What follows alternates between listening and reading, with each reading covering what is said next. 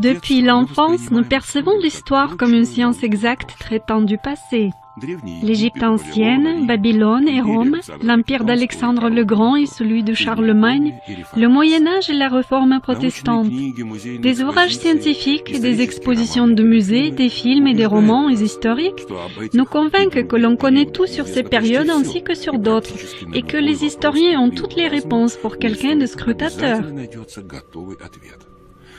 En ce qui concerne quelques taches blanches qui persistent encore dans l'histoire, elles sont d'ordre bénin et disparaîtront avec l'avancement de nouvelles recherches historiques.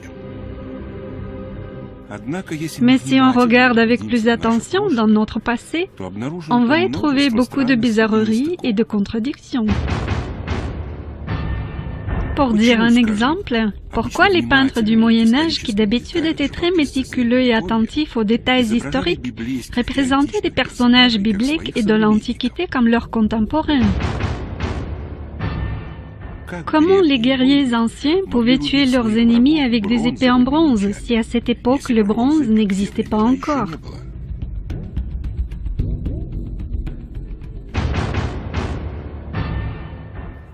Et comment est-il possible que dans l'ancienne Égypte, on trouve des armes en fer?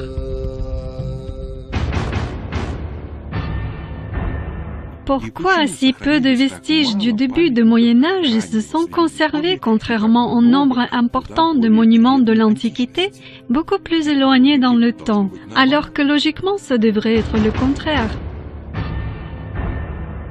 Comment est fondé le fait que le tsar Ivan le Terrible clamait ses origines directes de l'empereur romain Auguste?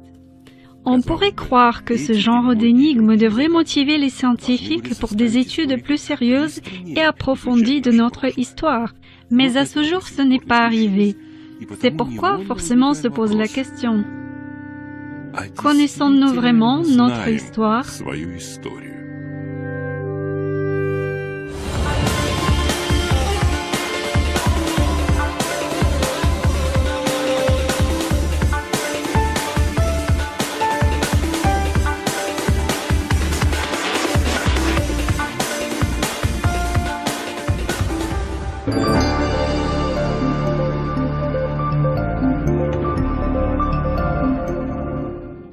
Qu'est-ce que l'histoire et qu'est-ce que la chronologie? L'histoire, ce sont des faits du passé fixés sur une échelle temporelle, et la chronologie, c'est justement cette échelle temporelle. Son point le plus haut, c'est le jour d'aujourd'hui, et son point le plus éloigné, c'est le moment où les gens ont commencé à fixer les événements dont ils étaient témoins. Il faut savoir que la version traditionnelle de l'histoire, qui est aujourd'hui considérée comme la seule véridique, n'a pas toujours existé. Jusqu'au XVIe siècle, la chronologie continue n'existait pas du tout. Dans le meilleur des cas, les gens pouvaient dater les événements de 100-150 ans vers le passé. Tout ce qui se trouvait plus loin se perdait de vue dans l'obscurité des temps. Des légendes et des traditions arrivaient aux contemporains grandement déformés.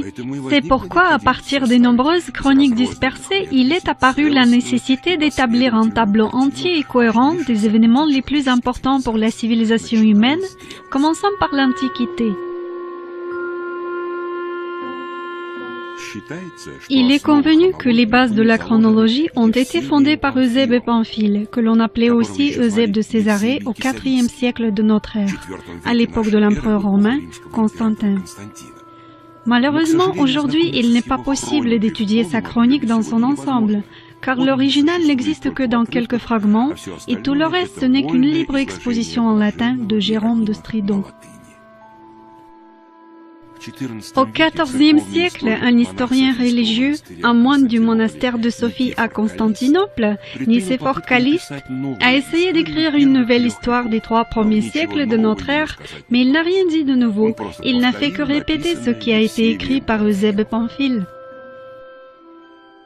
Et en ce qui concerne la chronologie moderne, elle a été entamée et pratiquement finie au XVIe-XVIIe siècle dans des œuvres fondamentales d'un historien et philosophe Joseph Scaliger et d'un jésuite et théologien Denis Pétot. C'est leur version de l'histoire que nous étudions de nos jours.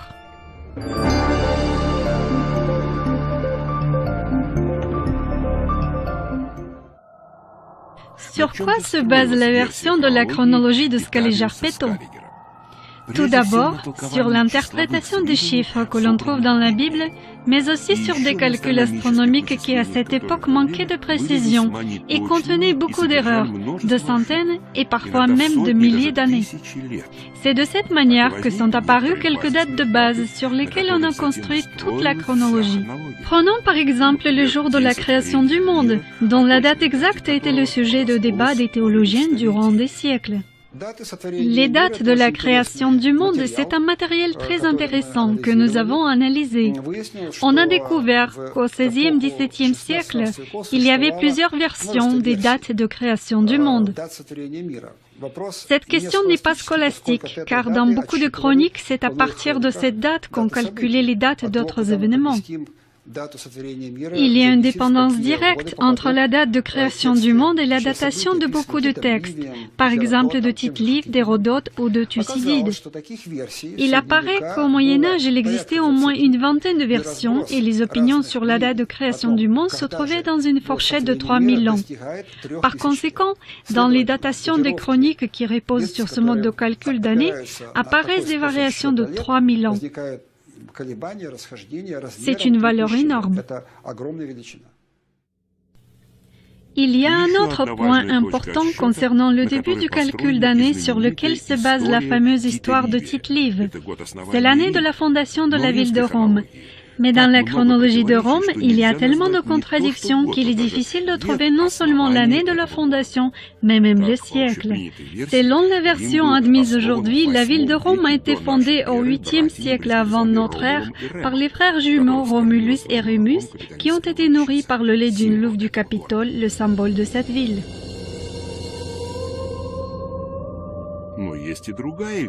Mais il existe une autre version selon laquelle Rome a été fondée par Énée et Ulysse, qui ont donné à cette ville le nom d'une habitante de Troie, Roma.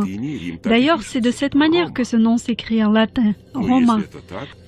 En admettant cela, Rome a été fondée après la guerre de Troie, à laquelle ont participé Énée et Ulysse, c'est-à-dire au XIIIe siècle avant notre ère, et pas au 8e.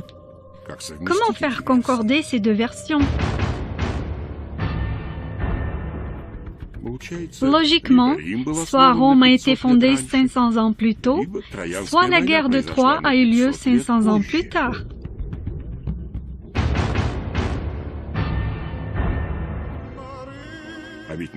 Sur la chronologie de Rome est basée l'histoire de la Grèce antique, de l'Égypte ancienne et de l'Europe. Par conséquent, un changement de la chronologie de Rome implique des changements dans l'histoire de tous les autres pays en rapport avec Rome. Et encore un fait. L'homme moderne a l'habitude de compter les dates à partir de notre ère, c'est-à-dire à partir de la naissance du Christ qui a eu lieu 2000 ans en arrière. Mais ce n'était pas toujours ainsi. Il est convenu que pour la première fois, la date de la naissance du Christ a été calculée par le moine romain Dionysios le Petit au VIe siècle de notre ère, c'est-à-dire plus de 500 ans après l'événement même. À cause de nombreuses différences sur l'exactitude de cette date, c'est seulement à partir de 1431 que l'on a commencé à utiliser cette formule dans des documents de la chancellerie du Vatican. Laissons de côté toutes les méthodes d'obtention de cette date et étudions le détail le plus marquant dans la description de la naissance du Sauveur, l'étoile de Bethléem. Jésus était né à Bethléem en Judée au temps du roi Hérode le Grand. Or voici que des mages venus d'Orient arrivèrent à Jérusalem et demandèrent « Où est le roi des Juifs qui vient de naître ?» Nous avons vu se lever son étoile et nous sommes venus nous prosterner devant lui. Et voilà que l'étoile qu'ils avaient vue se lever les précédait. Elle vint s'arrêter au-dessus du lieu où se trouvait l'enfant. Évangile de Matthieu, chapitre 2, psaume 1, 2. D'après tous les signes astronomiques dans les évangiles, ici il est question de l'explosion d'une supernova, suite à laquelle dans la constellation du Taureau s'est formée la nébuleuse du Crabe. C'est seulement au XXe siècle que les scientifiques ont pu calculer que la supernova a explosé dans l'intervalle entre 1110 et 1170 de notre ère. Et il y a 2000 ans, dans l'espace, rien de semblable n'aurait pu arriver. Globalement, la chronologie, ce n'est pas un savoir facile. Il faut connaître des façons différentes de noter les dates, comparer les anciens calendriers, savoir analyser les anciens éclipses. Les chroniqueurs du Moyen-Âge ne faisaient que les premiers pas dans ce domaine. Par exemple, beaucoup de chroniqueurs de 14e, 15e, 16e siècle dataient des événements d'après le jour de l'équinoxe. Le jour de l'équinoxe, c'est un événement très délicat. Sans appareil de mesure, il est très difficile d'établir avec exactitude à quel moment le jour est égal à la nuit. Une erreur d'une seule journée dans la chronologie se traduit par une erreur de centaines d'années. Si le chroniqueur se trompait de 5 jours, et dans les chroniques du XVe siècle on trouve des exemples de telles erreurs, alors il se trompait de 500-600 ans. C'est sur ce genre de calcul erroné que se base la chronologie de Scaliger, résultant en la version de l'histoire de l'humanité globalement admise aujourd'hui.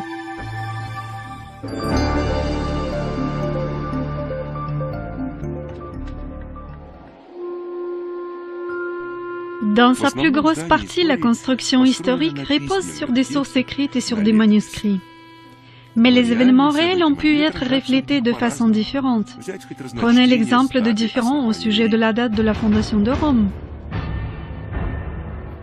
Il arrive que le même personnage soit appelé avec des noms différents dans des sources différentes.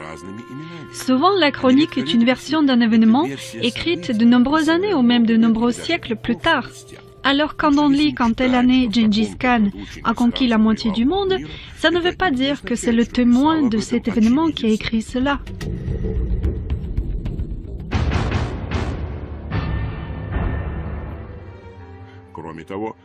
De plus, les mots et les noms pouvaient changer de sens. Par exemple, autrefois, les textes s'écrivaient sans les voyelles. Et certaines langues écrites, comme l'arabe par exemple, n'avaient même pas de signes pour désigner les voyelles. Naturellement, avec le temps, les voyelles non signalées s'oubliaient, se confondaient et étaient remplacées par d'autres. Quelque temps plus tard, un historien lisait un manuscrit et y voyait un mot réduit PRS. Qu'est-ce que ça voulait dire? Perse? Ou peut-être Paris? Ou encore Prusse?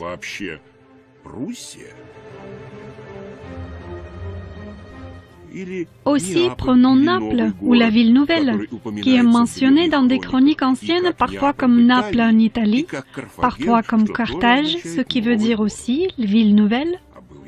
Il y a aussi Naplouse en Palestine, Néapolis scythique, sans parler de Novgorod russe. Et si le chroniqueur ne communique pas de détails additionnels, il est très difficile de comprendre de quelle ville il s'agit.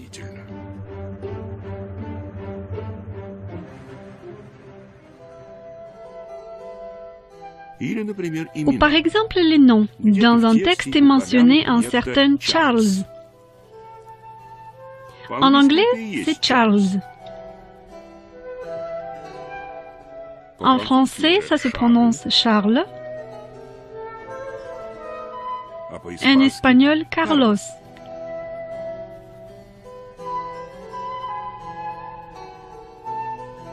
De qui on parle alors? D'un général anglais, d'un courtisan français ou d'un grand d'Espagne?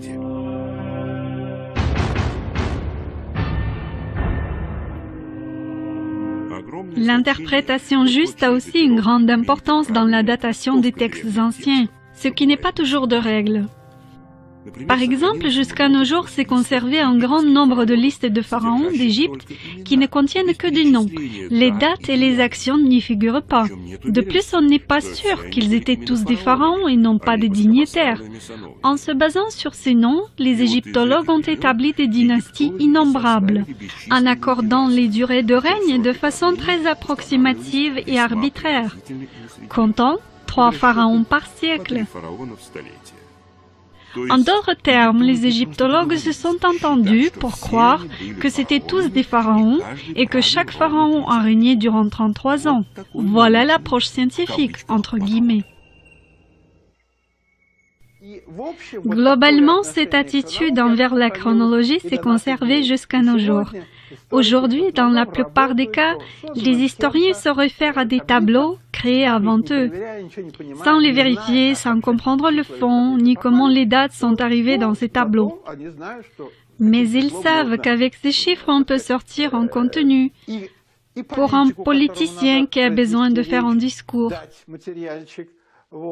pour des manuels d'histoire ou pour un article scientifique. Ils piochent dans ces tableaux pour donner un aspect scientifique à leur fantaisie d'aujourd'hui.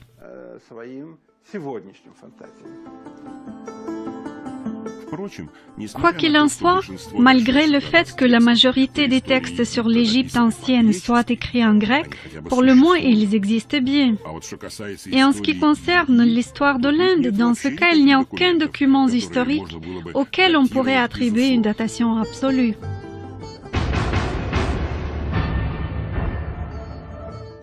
On ne dispose que de légendes populaires et de quelques témoignages documentaires très peu nombrables.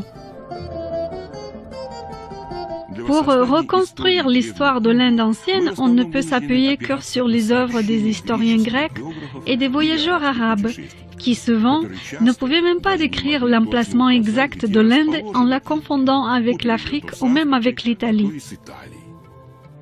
Ce qui n'a pas empêché la chronologie de Scaliger d'appeler l'histoire de l'Inde l'une des plus anciennes sur Terre. Une autre raison d'apparition des erreurs chronologiques, c'est des modes différents pour noter les dates. Par exemple, le IIIe siècle, à partir de la naissance du Christ, pouvait être appelé simplement le IIIe siècle du Christ et était noté X3, où X c'est la première lettre du mot Christ. Au Moyen-Âge, la lettre X a été l'abréviation la plus répandue du nom du Christ. Par conséquent, le premier siècle a été noté comme X1, le deuxième X2, et ainsi de suite. Probablement, ce sont ces abréviations qui ont donné la façon de noter les siècles répandus de nos jours. Plus tard, les chroniqueurs ont commencé à interpréter la lettre X comme le chiffre romain 10. Cette interprétation rajoute automatiquement à une date 1000 ans, et le IIIe siècle se transforme en XIIIe siècle. Une autre façon de raccourcir le nom de Jésus-Christ, c'est la lettre I, la première lettre du nom Iesous. Il apparaît alors que la date qui aujourd'hui est interprétée comme l'an 1300, à l'origine pouvait signifier I300, soit l'an 300 à partir de Jésus ou l'an 300 de notre ère.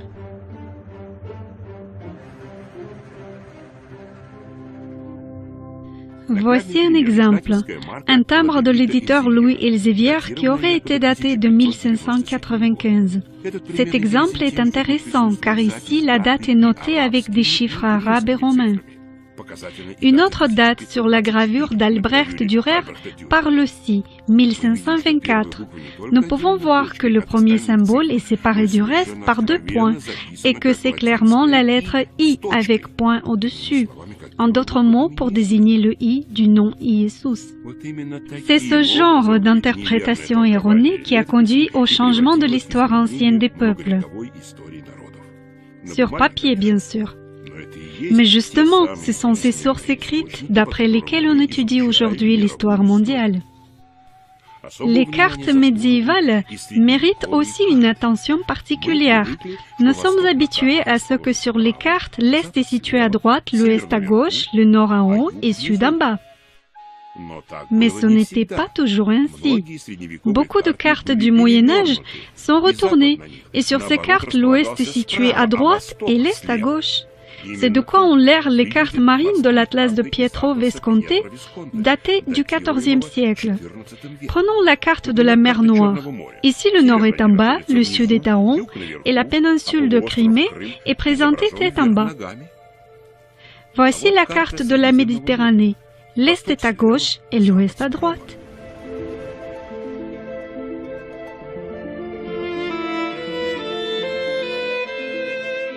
La carte d'Espagne et de l'Afrique. L'Afrique est en haut et l'Espagne est en bas. Voici la carte retournée de France et d'Angleterre. La France est à gauche, l'Angleterre est à droite. Sur les cartes anciennes, on peut voir beaucoup de choses intéressantes qui ne correspondent pas à la version historique traditionnelle. Premièrement, la géographie médiévale a été très changeante. On pouvait appeler des villes différentes avec les mêmes noms. Les rattachements modernes des événements historiques à des lieux précis ne sont pas toujours justes, car ils correspondent aux idées contemporaines des historiens au sujet des appellations des lieux. Mais si on ouvre des cartes, on voit un tableau tout à fait différent. Voici une carte de l'Encyclopédie britannique de 1771. On peut voir que l'Empire russe est présenté ici comme plusieurs pays différents. Le pays le plus grand, c'est la Tartarie moscovite avec capitale à Tobolsk. Sa surface est 3 fois plus grande que la surface de la Russie avec la capitale à Saint-Pétersbourg. Il y a aussi la Tartarie indépendante avec Samarcande pour capitale et la Tartarie chinoise avec la capitale à Qingyang. Il est peu probable que ces données soient fantaisistes, car la Britannica, c'était le sommet des connaissances encyclopédiques de son époque. Pourquoi alors nous ne savons rien de ces pays aujourd'hui? D'ailleurs, comment l'appellation de Tartarie peut être présente sur des cartes du XVIIIe siècle si, d'après la version officielle de l'histoire, à cette époque, le joug tataro-mongol n'existait plus depuis 300 ans? C'est à contre-cœur que les historiens modernes discutent au sujet des bizarreries et des énigmes de leur version historique, mentionnées plus haut, et de milliers d'autres. Dans des musées, on peut remarquer que tant que vous posez des questions standards et simples, on vous répond volontiers. Mais des questions concernant des dates ou ce type de bizarrerie provoquent une irritation, même chez les guides, sans parler des employés de ces musées.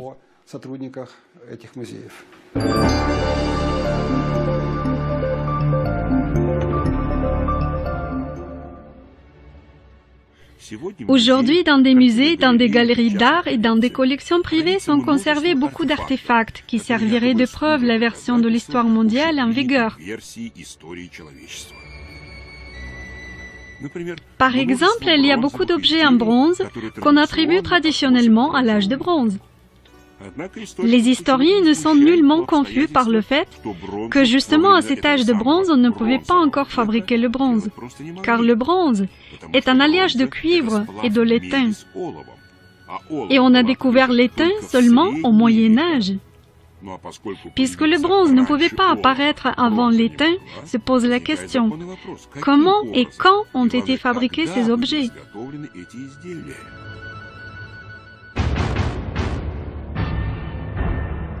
Comment expliquer le fait que dans la pyramide de Khéops, on ait trouvé des objets métalliques?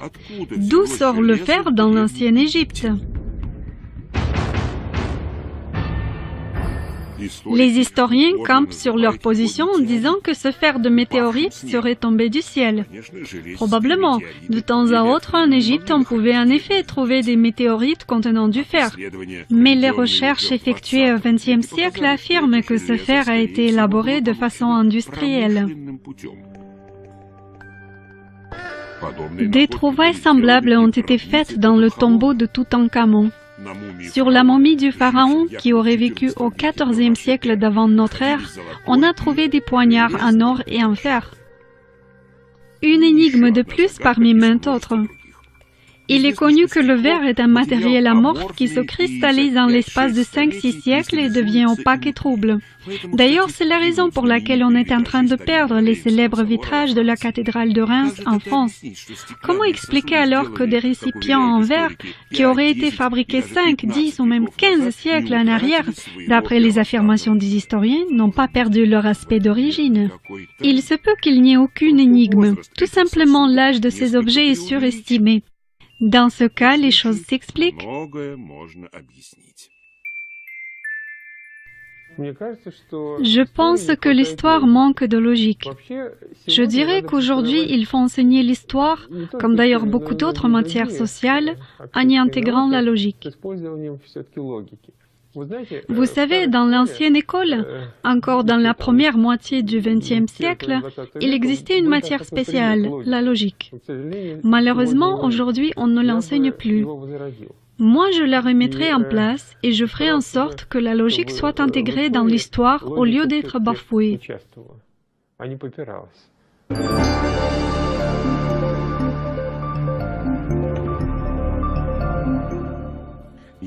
Il existe beaucoup de choses dont les historiens n'aiment pas parler, car elles contredisent clairement l'histoire et la chronologie. Regardons par exemple un sujet très répandu dans la peinture médiévale, le Golgotha et la Passion du Christ. Comment les peintres dessinaient ces sujets?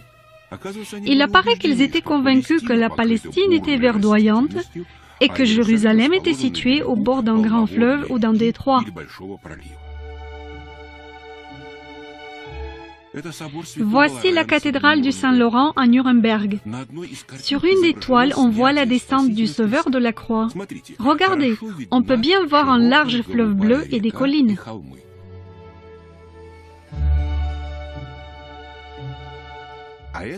Et ceci est la cathédrale à Aix-la-Chapelle.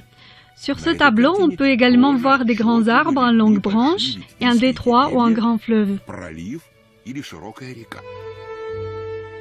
Mais à Jérusalem, on ne trouve rien de semblable. Sur cette toile-là, on peut remarquer un autre détail curieux. À côté de la croix, on voit un personnage en chapka en fourrure. Sur une des gravures de Dürer, représentant le chemin de croix de Jésus, on peut apercevoir un personnage qui est habillé de manière semblable.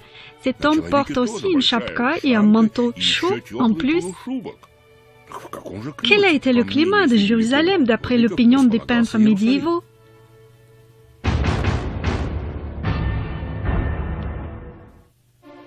Nous sommes en Suède, dans le musée du Palais Royal à Uppsala. La toile représentant le chemin de croix du Christ est quelque peu inhabituelle. Comme vous pouvez le voir, les cavaliers portent des turbans et les extrémités des hampes sont couronnées de croissants. Les guerriers portent des boucliers au dos. Sur un de ces boucliers, on voit des croissants. Sur un autre, la croix qui est orthodoxe. Sur les peintures médiévales, on peut souvent voir une autre particularité assez intéressante. Les peintres ont souvent représenté les personnages de l'Ancien Testament et de l'Antiquité comme leurs contemporains. Voici une gravure de chronique florentine du XVe siècle. Ici, Josué de la Bible, qui a vécu bien avant la naissance du Christ, est représenté comme un chevalier médiéval typique. Au sommet du tour de l'ancien Jéricho que Josué a attaqué, on voit des croix chrétiennes. Ici, sur l'icône de l'Annonciation, la Vierge Marie est représentée dans un entourage typiquement médiéval, avec des livres qui à son époque n'existaient pas encore. Ceci est la Bible du musée de Gutenberg à Mayence. Comme vous pouvez le voir, un illustrateur médiéval a armé les troupes de l'Ancien Testament de canons, tout à fait modernes pour son époque. Sur le tableau de Lucas Cranach, Jugement de Paris, le héros qui aurait vécu au XIIIe siècle avant notre ère est représenté en armure médiévale. Il y a maints exemples semblables. Les historiens disent qu'il s'agit ici d'un anachronisme du Moyen-Âge. Selon leur opinion, au temps du Moyen-Âge, toutes les notions relatives aux époques se sont mélangées et les peintres étaient tout simplement incultes. Mais on peut trouver des exemples semblables dans la littérature de cette époque aussi. Par exemple, pour une raison pas très claire, Pétrarque, avec tout son sérieux, a essayé de prouver l'illégitimité des privilèges accordés à la maison d'Autriche de Habsbourg par Jules César même. On dirait qu'il n'y a rien à prouver, car selon la chronologie officielle, César et les Habsbourg sont séparés par 10 siècles. Pourquoi ce n'était pas évident pour Pétrarque, l'une des intelligences les plus brillantes de l'époque de Renaissance? Il y a de quoi réfléchir. Les historiens ne sont pas tout à fait conscients de ce que c'est l'histoire.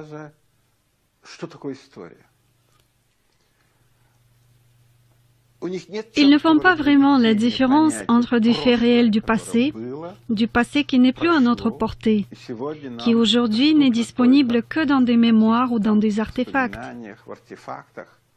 et entre l'histoire qui est contenue dans des bouquins qui sont écrits par des historiens, c'est-à-dire une version qu'on peut lire, éprouvée à la suite de sentiments de colère ou d'adoration, Ce sont des choses différentes et les historiens ne le comprennent pas. Nous avons un autre problème dont on ne parle pas souvent, c'est la falsification. C'est triste, mais c'est le fait. Les anciens objets sont loin d'être tous des objets authentiques. Le plus souvent, les faux s'introduisent dans l'espace culturel discrètement. Si le faux n'a pas été dévoilé durant la première génération, il devient alors authentique pour les descendants. Par exemple, l'une des falsifications les plus scandaleuses de ces derniers temps, c'est la falsification des fresques à l'Hospice du Saint-Esprit à l'église de Sainte-Marie à Lübeck. Suite au bombardement en 1942 de l'église, une partie du plâtre s'est effondrée.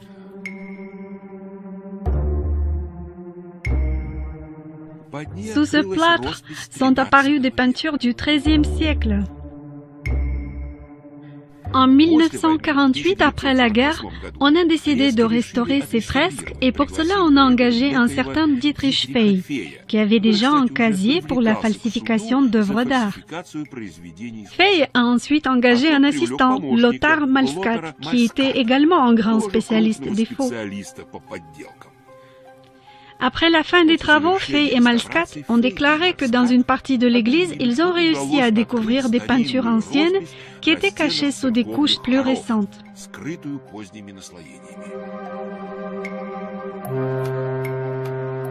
3 ans plus tard, une ouverture solennelle de l'église restaurée a coïncidé avec le 700e anniversaire de la ville. Pour marquer cet événement, on a même sorti un timbre spécial. Il aurait été possible que ces fresques soient toujours considérées comme authentiques si l'administration avait remis une distinction aux 2 spécialistes.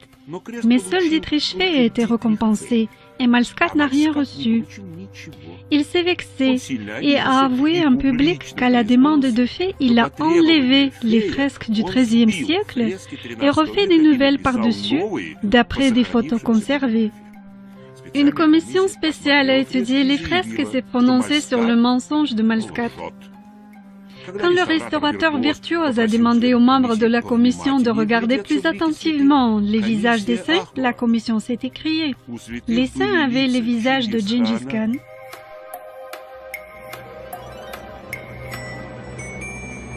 de Rasputin,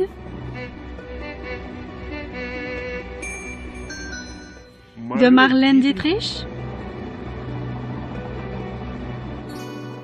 et même de la sœur de Malskat.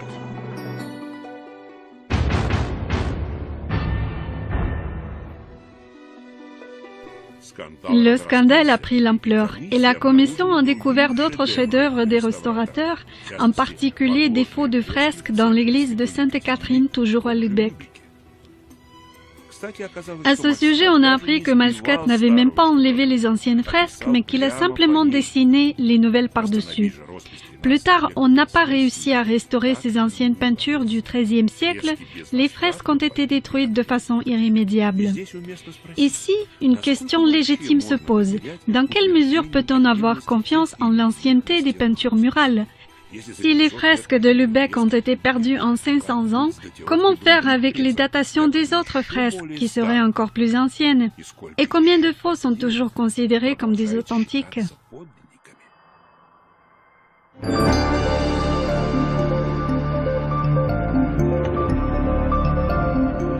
La majorité des historiens russes et occidentaux sont persuadés que les Russes c'est une des ethnies les plus jeunes sur Terre et qu'à l'époque de César ou d'Alexandre le Grand, les Russes se baladaient encore dans des forêts vêtues de peaux de bêtes.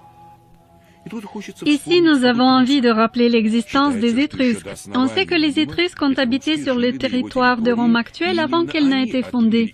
Et ce sont eux qui ont coulé de bronze la statue de Louvre du Capitole, ce qui d'ailleurs témoigne de leur savoir dans le traitement des métaux.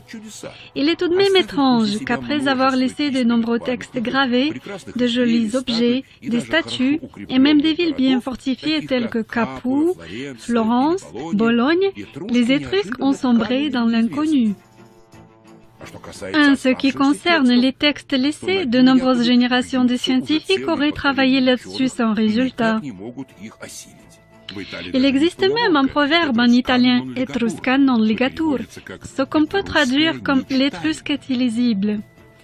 Il est encore plus étonnant qu'au XIXe siècle en Russie, on avait déjà appris à lire l'étrusque grâce à Tadeusz Wolanski. Ce dernier a supposé que l'étrusque est proche de la langue slave. Il a même établi un alphabet étrusque. Il n'y a rien d'étonnant, car il est apparu qu'un tiers des lettres étrusques correspondent à des lettres cyrilliques. Si on utilise l'alphabet de Wolanski, certaines des écritures illisibles deviennent claires pour les Russes, même sans traduction. Jugez-en par vous-même. Voici un original d'un texte étrusque.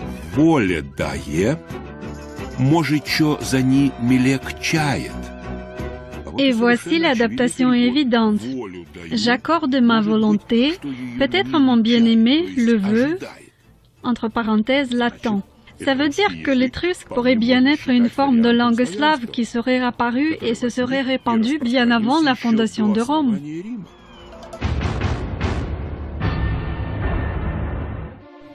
Ceci nous conduit pour le moins à une révision de l'histoire de l'humanité, mais aussi à un changement du regard traditionnel qu'on porte sur les Slaves, qui à l'époque de l'essor des grandes civilisations européennes auraient vécu dans l'arrière-cour de l'Europe et n'auraient joué aucun rôle dans l'histoire mondiale. Puisqu'à l'époque de l'ouverture des universités en Occident, la Russie se serait encore trouvée sous le joug des Tatars barbares. On nous dit que la horde des nomades sauvages serait sortie des steppes sableuses et des déserts rocheux sur le territoire de Mongolie, qu'elle aurait fait des milliers de kilomètres et atteint la Russie, qu'elle aurait conquis un État puissant et se serait répandue encore plus loin en conquérant certains pays de l'Europe de l'Ouest, qu'elle serait allée encore plus loin et aurait atteint l'Égypte où elle aurait fondé la dynastie des Mamelouks, après quoi elle serait mystérieusement disparue en ayant laissé l'Empire mongol, cimenté on ne sait pas trop par qui ni comment. Après 300 ans de son règne, l'empire de Gengis Khan n'a laissé ni chronique ni document d'État en langue mongole. Peut-être a-t-on perdu tous les documents de cette époque? Non. Des chartes des grands souverains, des testaments spirituels, des documents d'église se sont conservés, mais uniquement en russe. Comment est-ce possible? Ils ont régné sans avoir rien laissé comme témoignage. Il se trouve que le scientifique russe Lev Gumilov a eu peut-être raison en disant que l'histoire du joug mongol a été inventée au XVIIIe siècle sous l'influence des idées sur les origines soi-disant d'esclaves des Russes. Les auteurs de cette idée, ce sont des étrangers, Müller et Schlosser, qui ont tout simplement répondu à une demande politique. Une autre énigme de l'histoire russe. Pourquoi le livre intitulé « Voyage au-delà des trois mers » d'Atanas Nikitin, destiné à des lecteurs russes, est partiellement écrit en arabe? Et ce ne sont pas des citations des auteurs arabes. Il faut dire que le récit change de langue en douceur, du russe vers l'arabe et de l'arabe vers le russe. Il apparaît qu'en Russie, à cette époque, on parlait les deux langues. Sinon, pour qui ce livre a été écrit? Cette version est confirmée par des inscriptions qui ont été faites en arabe sur les anciennes armes russes. Aujourd'hui, il est convenu de croire que ces armes auraient été fabriquées en Turquie, en Perse et en d'autres pays musulmans. Alors pourquoi, déjà à l'époque des premiers Romanov, c'est-à-dire au XVIIe siècle, les armuriers russes ont décoré les armes avec des inscriptions en arabe? Ça concernait même les armes du tsar, qui sont toujours conservées au palais des armures. Ou prenons par exemple le casque de Damas du tsar Mikhail Fodorovitch. Autour de son sommet, on peut voir des arabesques ou des inscriptions en arabe. Voici l'une d'elles. Ce qui se traduit et annonce la bonne nouvelle aux croyants.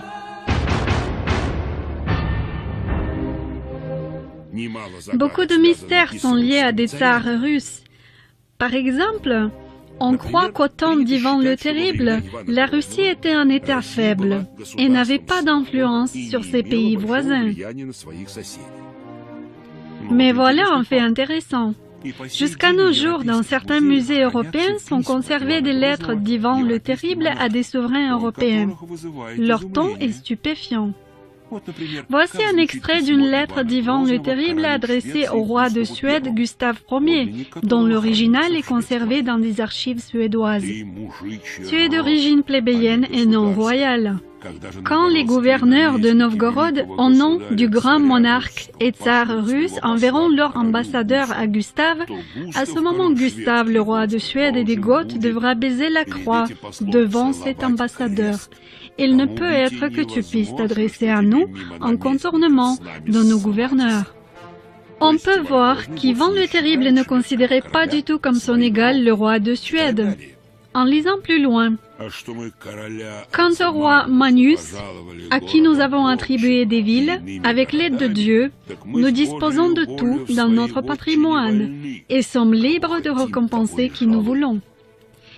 Il apparaît qu'Ivan IV croyait que l'Europe était son patrimoine et que les monarques européens étaient ses vassaux qui n'avaient même pas le droit de s'adresser à lui directement mais uniquement par des intermédiaires.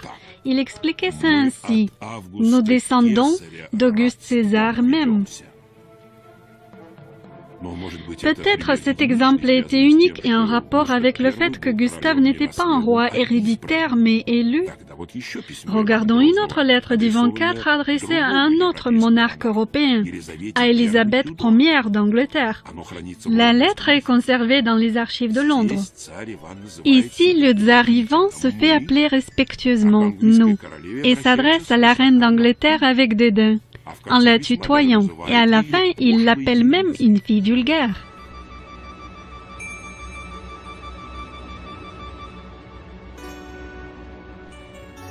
Les historiens expliquent ce ton désobligeant par une maladie psychique d'Ivan le Terrible.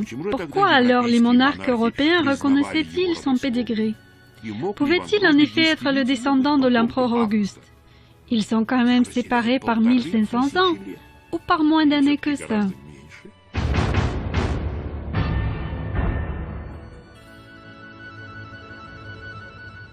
Voilà un autre exemple, une Bible ancienne slave qui est aujourd'hui propriété nationale de la France. C'est la princesse Anna Yaroslavna, la fille de Yaroslav le Sage, qui l'avait offerte en cadeau à son futur époux Henri Ier. Cette Bible a été utilisée durant plusieurs siècles lors des couronnements des rois français.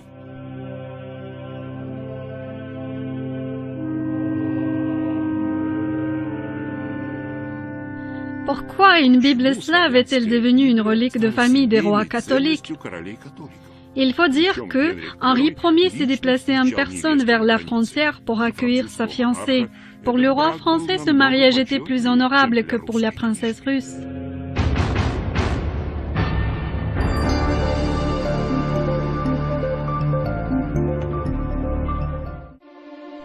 Une question légitime. Est-il réellement possible que durant des siècles, les meilleurs esprits de leur époque n'aient jamais remarqué les nombreuses contradictions de l'histoire? Bien sûr que non. Chaque nouvelle génération de scientifiques avait éprouvé des difficultés pour accorder des chroniques sources avec la version de Scaliger-Peto. Isaac Newton. Au début du XVIIIe siècle, Isaac Newton a sérieusement transformé la chronologie de Scaliger en se basant sur les idées des sciences exactes. Globalement, la chronologie de Newton est plus courte que celle en vigueur aujourd'hui. Il a déplacé plus haut sur une échelle temporelle la majorité des événements datés de l'époque d'avant Alexandre le Grand, en d'autres mots, il les a rajeunis. Cette révision de la chronologie de Scaliger n'est pas aussi radicale que dans des travaux de scientifiques plus récents. Mais Newton a compris de façon juste dans quelle direction il fallait changer la chronologie. Même s'il n'a pas avancé au-delà de notre ère, il croyait qu'à partir du IVe siècle de notre ère, la chronologie était juste. Jean Hardouin.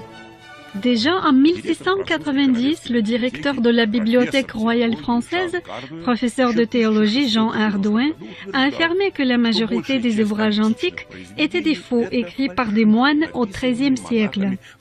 À son époque, Hardouin jouissait d'une grande notoriété non seulement en tant que théologien, mais aussi en tant que spécialiste en archéologie, en philologie et en d'autres sciences. Mikhail Lomonosov. Au milieu du XVIIIe siècle, Lomonosov a pris la parole contre la nouvelle version de l'histoire russe qui a été créée sous ses yeux par les Allemands Müller et Bayer.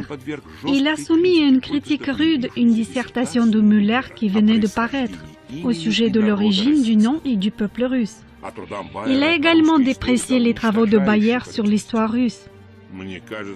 Je crois qu'il ressemble grandement à un chaman idolâtre qui, après avoir fumé de la jusquiame et du datura, donne des réponses obscures, douteuses, incompréhensibles et sauvages.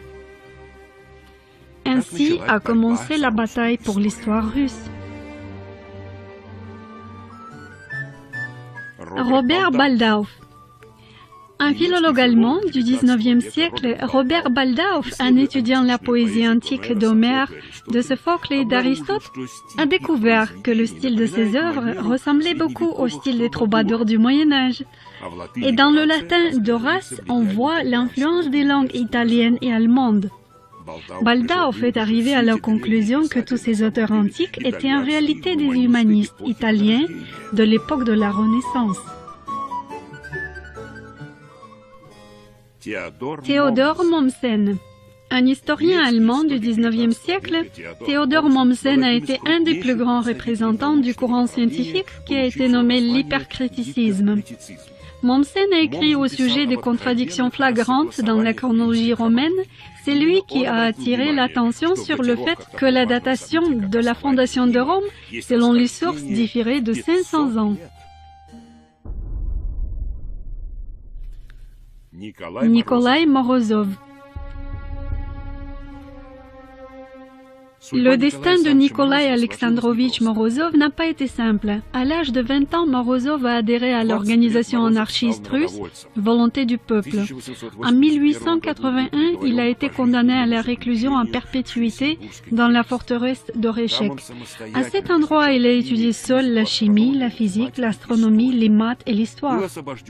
Il a été libéré en 1905 après avoir passé presque 25 ans en prison. Après sa libération, il s'est consacré à des activités scientifiques et pédagogiques. Après la révolution de 1917, il est devenu directeur de l'Institut des sciences exactes de Pёtr-Lesgav. Morozov a avancé et partiellement fondé une hypothèse fondamentale selon laquelle la chronologie de Scaliger de l'Antiquité a été artificiellement rallongée et qu'il faut la revoir jusqu'au VIe siècle de notre ère. Cette hypothèse s'est basée sur des découvertes de doublons. Qu'est-ce que ça veut dire? Morozov a supposé que dans des textes historiques différents, les mêmes événements ont été datés différemment. Ça aurait pu arriver à cause d'adaptations, de traductions par des chroniqueurs différents. C'est pourquoi le même événement a été perçu comme plusieurs événements différents sans rapport entre eux. Ces événements ont été placés sur une échelle temporelle indépendamment les uns des autres, ce qui a conduit à l'apparition dans la chronologie de doublons ou de réflexions fantômes des périodes historiques réelles. Dans des chroniques d'époques différentes figurent des dynasties et des rois avec des biographies drôlement ressemblantes. Par exemple, Auguste Octavien et Constantin Ier. Tous les deux étaient d'origine modeste et des guerriers vaillants, remarqués pour leur intelligence et leur courage par les empereurs précédents, respectivement par César et par Dioclétien. Tous les deux avaient des co-dirigeants à cause de qui ont été initiées des guerres, dans lesquelles tous les deux ont été vainqueurs et sont devenus des souverains. On y trouve encore beaucoup de coïncidences, y compris la mort. Tous les deux sont subitement tombés malades et sont morts en route. On peut effectuer des parallèles semblables chez d'autres pères d'empereurs. Finalement, est-ce tellement important de connaître la vraie histoire? Au fond, quelle est la différence pour des gens profanes en quelle année était fondée Rome? 500 ans plus tôt ou plus tard? Quand a eu lieu la guerre du Péloponnèse et encore des centaines d'autres guerres? Quel rapport a tout ça avec la vie quotidienne des petites gens, avec leurs problèmes et soucis? Est-ce que la nouvelle histoire rendra les gens plus heureux? Donnera-t-elle plus de réussite ou de richesse? De notre point de vue, la chronologie constitue un ossement de l'histoire. C'est son échine. S'il s'avère que cette échine ne marche pas, qu'elle n'est pas assez solide, toute la construction historique s'effondre. C'est pourquoi les historiens ont tellement peur de notre critique de la chronologie actuelle. Dans l'histoire ne sont pas rares des exemples où des décisions politiques, je dirais des décisions de haute responsabilité qui ont conduit à des résultats catastrophiques, ont été prises sur le fondement des jours de la création du monde, dont la date exacte a été le sujet de débat des théologiens durant des siècles. Les dates de la création du monde, c'est un matériel très intéressant que nous avons analysé. On a découvert qu'au XVIe, XVIIe siècle, il y avait plusieurs versions des dates de création du monde. Cette question n'est pas scolastique, car dans beaucoup de chroniques, c'est à partir de cette date qu'on calculait les dates d'autres événements. Il y a une dépendance directe entre la date de création du monde et la datation de beaucoup de textes, par exemple de Tite-Live, d'Hérodote ou de Thucydide. Il apparaît qu'au Moyen-Âge, il existait au moins une vingtaine de versions et les opinions sur la date de création du monde se trouvaient dans une fourchette de 3000 ans. Par conséquent, dans les datations des chroniques qui reposent sur ce mode de calcul d'années, apparaissent des variations de 3000 ans. C'est une valeur énorme.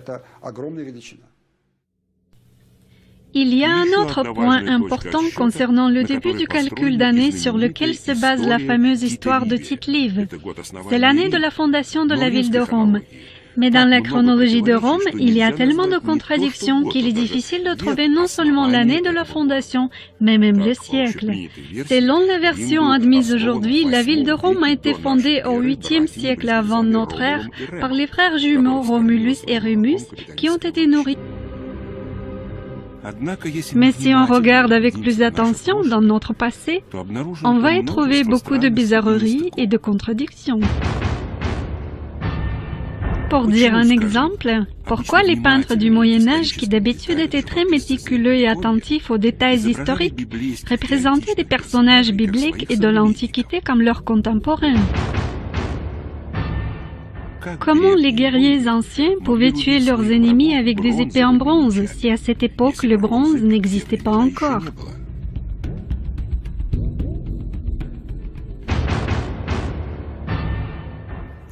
Et comment est-il possible que dans l'ancienne Égypte, on trouve des armes en fer?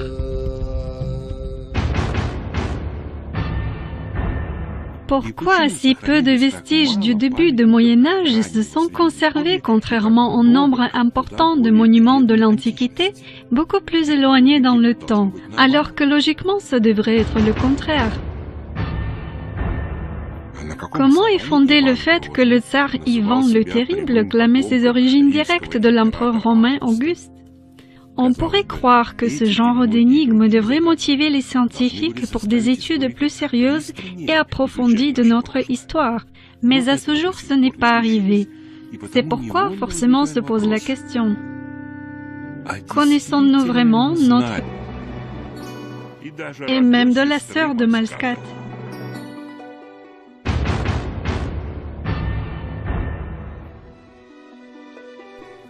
Le scandale a pris l'ampleur et la commission a découvert d'autres chefs-d'œuvre des restaurateurs, en particulier des faux de fresques dans l'église de Sainte-Catherine, toujours à Lübeck. À ce sujet, on a appris que Malskat n'avait même pas enlevé les anciennes fresques, mais qu'il a simplement dessiné les nouvelles par-dessus. Plus tard, on n'a pas réussi à restaurer ces anciennes peintures du XIIIe siècle. Les fresques ont été détruites de façon irrémédiable. Ici, une question légitime se pose. Dans quelle mesure peut-on avoir confiance en l'ancienneté des peintures murales? Si les fresques de Lübeck ont été perdues en 500 ans, comment faire avec les datations des autres fresques, qui seraient encore plus anciennes?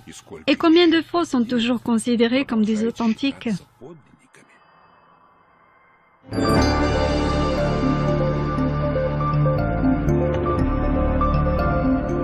La majorité des historiens russes et occidentaux sont persuadés que les Russes c'est une des ethnies les plus jeunes sur Terre et qu'à l'époque de César ou d'Alexandre le Grand, les Russes se baladaient encore dans des forêts vêtues de peaux de bêtes. Ici, nous avons envie de rappeler l'existence des Étrusques. On sait que les Étrusques ont habité sur le territoire de Rome actuel avant qu'elle n'ait été fondée. Les auteurs de cette idée, ce sont des étrangers, Müller et Schlosser, qui ont tout simplement répondu à une demande politique. Une autre énigme de l'histoire russe. Pourquoi le livre intitulé « Voyage au-delà des trois mers » d'Atanas Nikitine, destiné à des lecteurs russes, est partiellement écrit en arabe? Et ce ne sont pas des citations des auteurs arabes. Il faut dire que le récit change de langue en douceur, du russe vers l'arabe et de l'arabe vers le russe. Il apparaît qu'en Russie, à cette époque, on parlait les deux langues. Sinon, pour qui ce livre a été écrit? Cette version est confirmée par des inscriptions qui ont été faites en arabe sur les anciennes armes russes. Aujourd'hui, il est convenu de croire que ces armes auraient été fabriquées en Turquie, en Perse et en d'autres pays musulmans. Alors pourquoi, déjà à l'époque des premiers Romanov, c'est-à-dire au XVIIe siècle, les armuriers russes ont décoré les armes avec des inscriptions en arabe? Ça concernait même les armes du tsar, qui sont toujours conservées au palais des armures. Ou prenons par exemple le casque de Damas du tsar Mikhail Fodorovitch. Autour de son sommet, on peut voir des arabesques ou des inscriptions en arabe. Voici l'une d'elles. Ce qui se traduit par 1500 ans, ou par moins d'années que ça.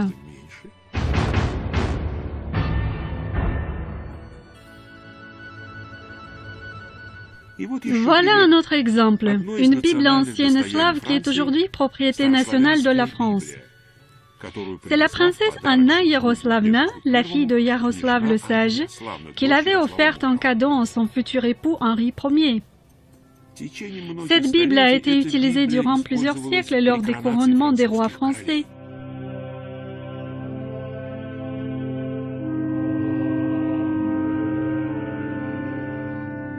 Pourquoi une Bible slave est-elle devenue une relique de famille des rois catholiques? Il faut dire que Henri Ier s'est déplacé en personne vers la frontière pour accueillir sa fiancée. Pour le roi français, ce mariage était plus honorable que pour la princesse russe.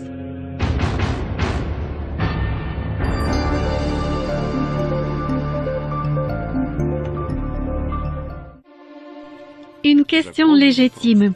Est-il réellement possible que durant des siècles, les meilleurs esprits de leur époque n'aient jamais remarqué les nombreuses contradictions de l'histoire? Bien sûr que non. Chaque nouvelle génération de scientifiques avait éprouvé des difficultés pour raccorder des chroniques sources avec la version de Scaliger-Peto.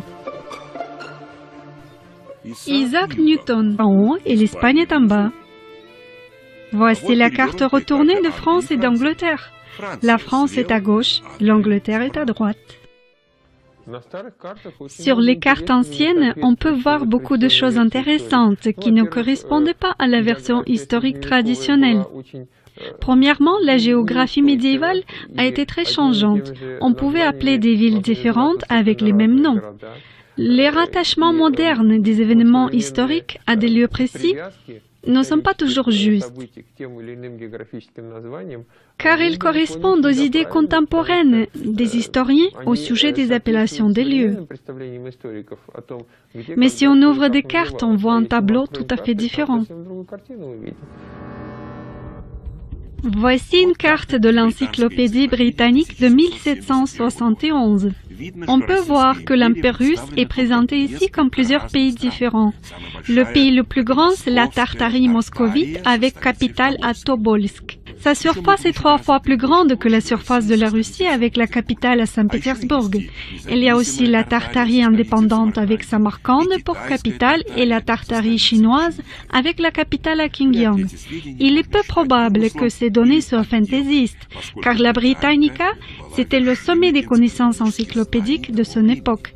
Pourquoi alors nous ne savons rien de ces pays aujourd'hui?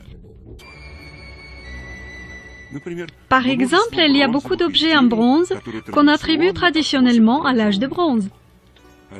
Les historiens ne sont nullement confus par le fait que justement à cet âge de bronze, on ne pouvait pas encore fabriquer le bronze, car le bronze est un alliage de cuivre et de l'étain. Et on a découvert l'étain seulement au Moyen Âge. Puisque le bronze ne pouvait pas apparaître avant l'étain, se pose la question, comment et quand ont été fabriqués ces objets?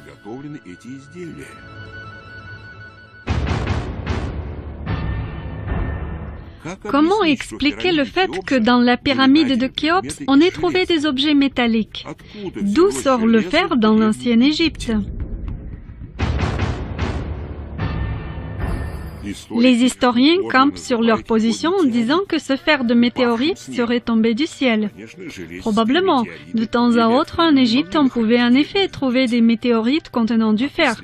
Mais les recherches effectuées au XXe siècle affirment que ce fer a été élaboré de façon industrielle.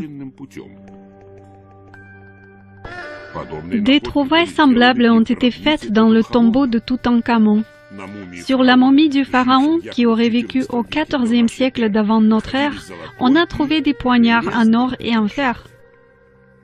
Une énigme de plus parmi mes termes, les égyptologues se sont entendus pour croire que c'étaient tous des pharaons et que chaque pharaon a régné durant 33 ans. Voilà l'approche scientifique, entre guillemets. Globalement, cette attitude envers la chronologie s'est conservée jusqu'à nos jours. Aujourd'hui, dans la plupart des cas, les historiens se réfèrent à des tableaux créés avant eux, sans les vérifier, sans comprendre le fond, ni comment les dates sont arrivées dans ces tableaux. Mais ils savent qu'avec ces chiffres, on peut sortir un contenu pour un politicien qui a besoin de faire un discours, pour des manuels d'histoire ou pour un article scientifique. Ils piochent dans ces tableaux pour donner un aspect scientifique à leur fantaisie d'aujourd'hui.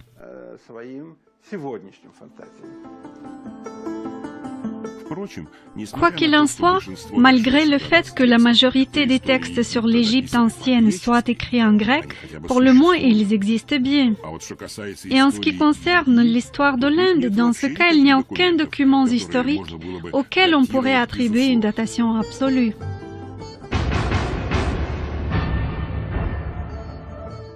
On ne dispose que de légendes populaires et de quelques témoignages documentaires très peu nombrables.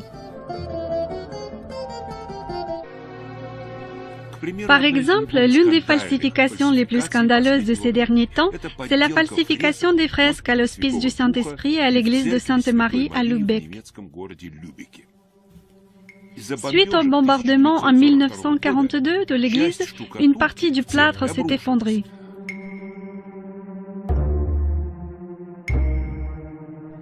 Sous ce plâtre sont apparues des peintures du XIIIe siècle.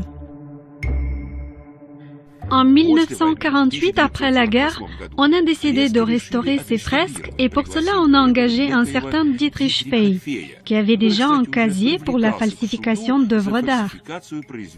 Fey a ensuite engagé un assistant, Lothar Malskat, qui était également un grand spécialiste des faux.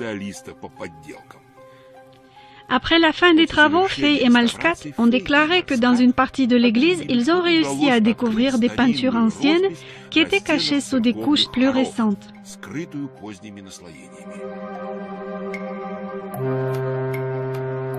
3 ans plus tard, une ouverture solennelle de l'église restaurée a coïncidé avec le 700e anniversaire de la ville. Pour marquer cet événement, on a même sorti un timbre spécial. Il aurait été possible que ces fresques soient toujours considérées comme authentiques si l'administration avait remis une distinction aux 2 spécialistes. Mais seul Dietrich Fey était réticent.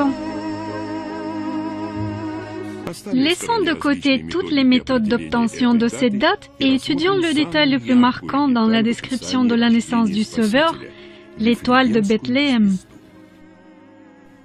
Jésus était né à Bethléem en Judée au temps du roi Hérode le Grand. Or voici que des mages venus d'Orient arrivèrent à Jérusalem et demandèrent « Où est le roi des Juifs qui vient de naître ?»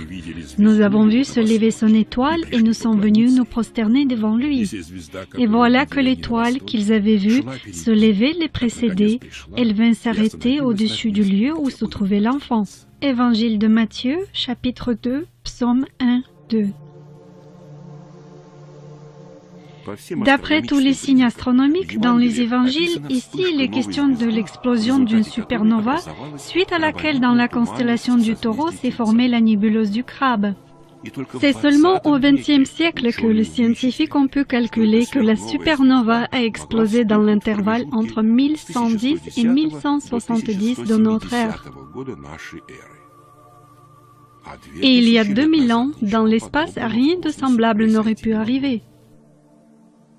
Globalement, la chronologie, ce n'est pas un savoir facile. Il faut connaître des façons différentes de noter les dates, comparer les anciens calendriers, savoir analyser les anciens éclipses.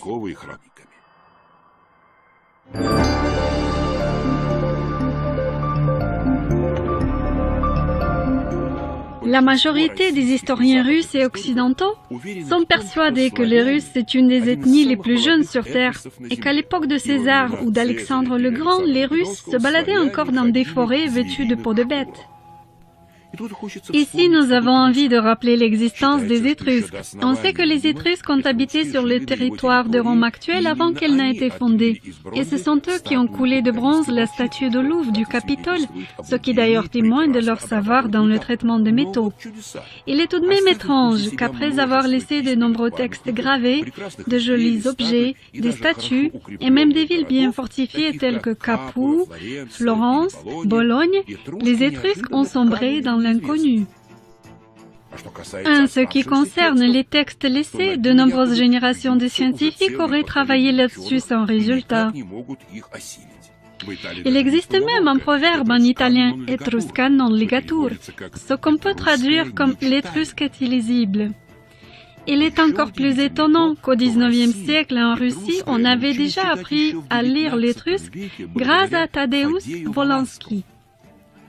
Ce dernier a supposé que l'étrusque est proche de la langue slave. Il a même établi un alphabet étrusque. Il n'y a rien de Romulus et Rémus qui ont été nourris par le lait d'une louve du Capitole, le symbole de cette ville.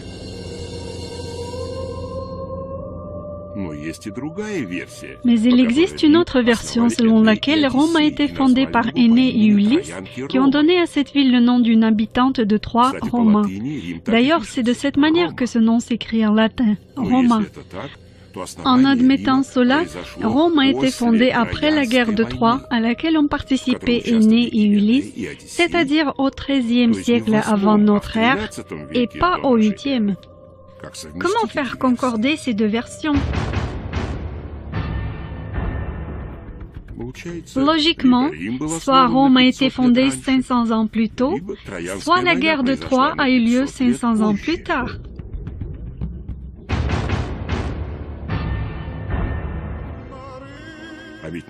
Sur la chronologie de Rome est basée l'histoire de la Grèce antique, de l'Égypte ancienne et de l'Europe.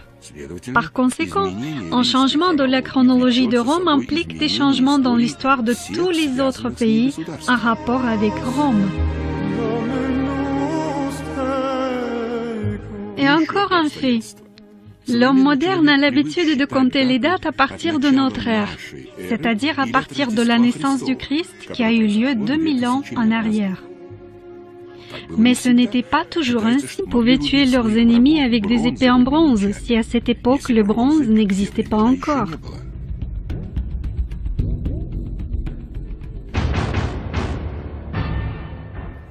Et comment est-il possible que dans l'ancienne Égypte on trouve des armes en fer?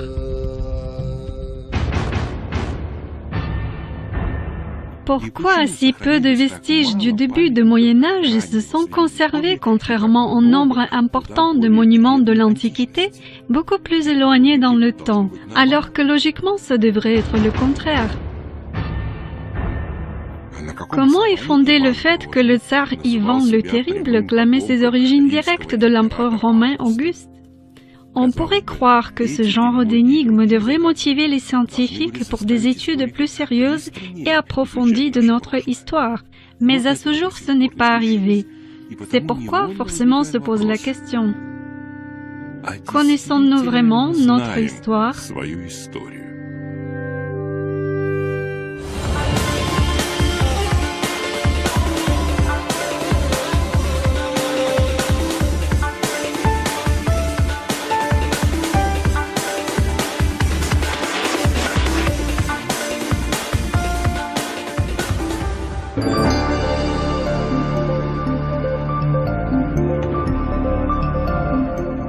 souvent représenter les personnages de l'Ancien Testament et de l'Antiquité comme leurs contemporains.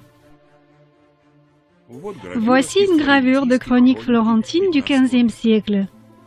Ici, Josué de la Bible, qui a vécu bien avant la naissance du Christ, est représenté comme un chevalier médiéval typique.